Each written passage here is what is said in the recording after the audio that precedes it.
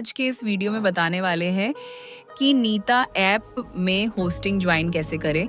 Nita app में hosting join करके पैसा कमाना चाहते हो तो सबसे पहले जो इस वीडियो के डिस्क्रिप्शन में लिंक दिया है उसे ओपन कर लो। जब ओपन हो जाए तो वहाँ दो ऑप्शन आएगा, पहला ऑलरेडी हैव अ अकाउंट और दूसरा डोंट हैव अ अकाउंट। तो आपको जो ब्लैक कलर में डोंट हैव अ अकाउंट लिखा है उसी में क्लिक करना है।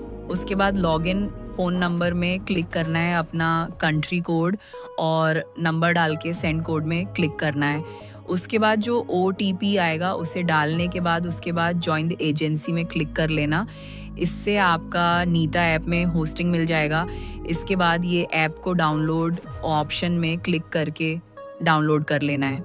जब एजेंसी ज्वाइन हो जाए तब आप अपना रूम में डेली 2 घंटे का टाइमिंग कंप्लीट करें, दोस्तों से बातचीत करें और गिफ्ट रिसीव करें। जितना ज़्यादा रूम टारगेट होगा उतना ही आपको फ़ायदा होगा। 1 मिलियन टारगेट करने पर आपको $3.33 मिलेगा, ये मिनिमम है। इससे ज़्यादा जितना हो सके आपको करना है।